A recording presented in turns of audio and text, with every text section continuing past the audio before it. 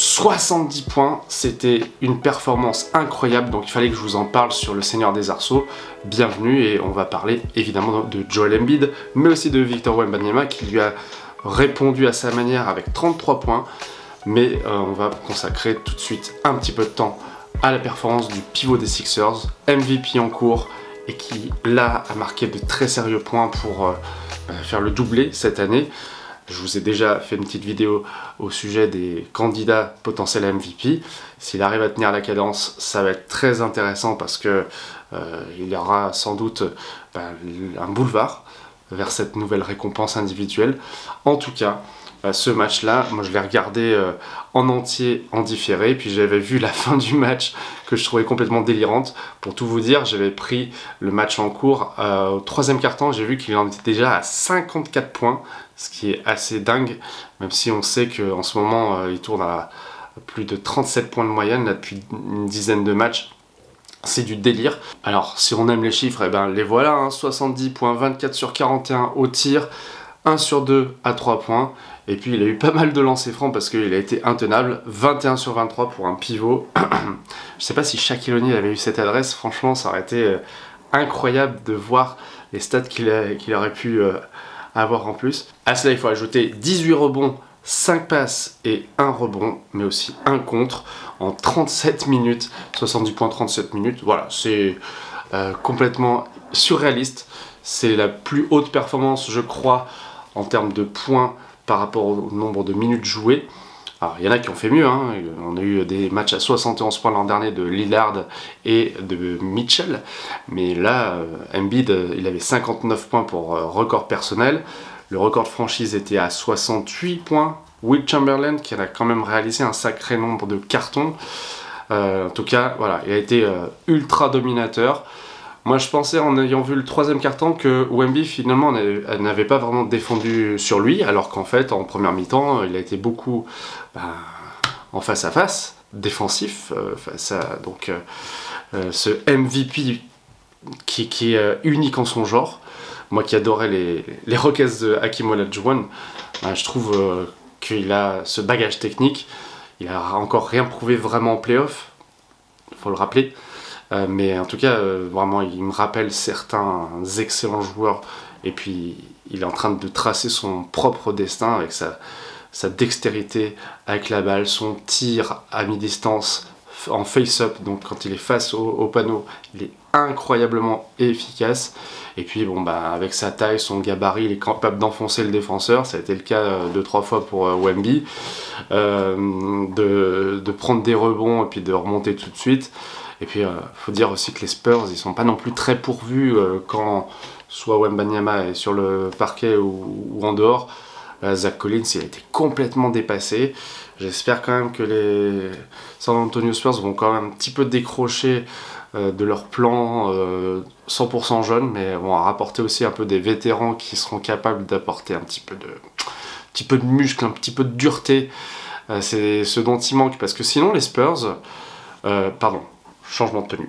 Donc sinon les Spurs, ils sont capables de remporter quelques matchs en ce moment. Ça va beaucoup mieux depuis qu'on a un vrai meneur en la personne de Tre Jones. Je vous en avais fait une vidéo d'ailleurs avec ces petits changements qui pouvaient donner de l'espoir. Ça se confirme, même si c'est pas forcément toujours face à de grosses équipes. Wembanyama, face aux grands joueurs, il est capable à chaque fois d'élever le niveau de son jeu. Alors il a toujours ses limites de temps de jeu pour préserver sa cheville et peut-être aussi de préserver les chances des Spurs à la loterie de la draft pour décrocher de nouveau un super bon joueur. Dans les progrès que j'ai constatés, ils font quand même beaucoup plus de passes à Victor, notamment en alley-oop, sur des passes aussi rapides où il est capable de se démarquer comme une action où il fait semblant de passer sous le cercle pour aller de l'autre côté du terrain. En fait, il fait une feinte de corps et il se retrouve complètement démarqué. Donc là, il est servi et il se régale. Il a marqué quelques paniers encore complètement dingues, comme une sorte de petit lay-up à la cuillère, mais en étant à 4 mètres du panneau. Donc voilà, il fait preuve de beaucoup de dextérité. Il a réalisé un très très bon début de match avec des paniers à 3 points en première intention, de la percussion.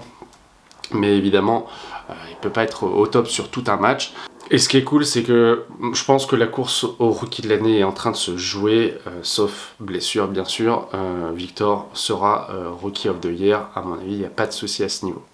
De leur côté, si on fait un petit bilan des Sixers, ils sont plutôt bien partis cette saison. Ils en sont à 29 victoires, 13 défaites au moment où j'enregistre, soit presque 70% de victoires. Une petite victoire d'écart avec les Bucks qui sont deuxièmes. Les Celtics sont un matelas assez confortable, mais il y a quand même un écart qui est en train de se faire avec les Cavaliers, avec les Knicks, qui ont 3 matchs de retard. Du coup, c'est intéressant de voir que cette équipe, elle tourne très bien. Là, moi je trouve que parfois il y a un petit peu trop de ballons qui sont donnés à Joel Embiid, qui fait ces chiffres gargantuesques.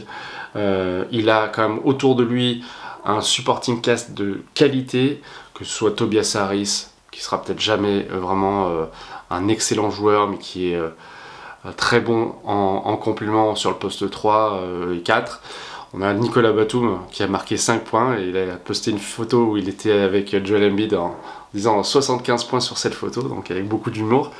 Nicolas qui réalise aussi une saison tout à fait correcte, alors dans des standards statistiques qui sont les siens, mais surtout dans toujours ce côté glue guy qui apporte de la défense, un petit contre, un rebond, des passes décisives. Hier je crois qu'il en fait 6.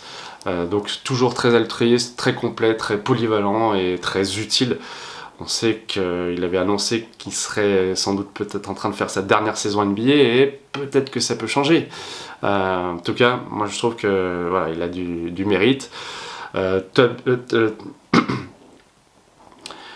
Tyrese Maxey, le meneur, s'adapte très bien, il joue son jeu. Peut-être qu'en ce moment on le voit un peu moins puisque Embiid prend beaucoup de place. J'aime bien aussi la présence de Kelly Oubre Jr. dans l'effectif, qui apporte 13 points et qui est bien remis de sa blessure, parce qu'il avait été percuté par une voiture, blessé aux côtes. Et puis dans le reste de la rotation, on a des joueurs intéressants comme Daniel House Jr. qui apporte de l'énergie dans cet effectif de Philadelphie. Paul Reed qui joue un rôle de backup, donc de remplaçant tout à fait correct de Joel Embiid. Même si évidemment, quand ces joueurs-là ils se retrouvent face à de très forts joueurs, c'est pas aussi flamboyant. Donc les Sixers sont bien lancés, je leur avais consacré une petite vidéo assez tôt dans la saison parce que je sentais qu'ils étaient bien lancés, que leur transfert de James Harden avait apporté à la fois des joueurs d'expérience et puis évacué un problème. Bon, tant mieux, les Clippers aussi ont trouvé un joueur qui leur convient bien, mais un peu comme pour Philadelphie, je pense que la vérité sera dans la post-season en play-off plutôt que dans une saison régulière où ils peuvent dominer la plupart des équipes. Quand il y aura des matchs en jeu, ça sera peut-être différent. Peut-être qu'un seul joueur qui marque 70 points ou 50 ou 40 ou 35, ça suffira peut-être pas assez, mais le temps le dira. En tout cas, n'hésitez pas à me dire ce que vous pensez de ces deux équipes et on se retrouve très bientôt pour de nouvelles aventures dans le Seigneur des Arceaux.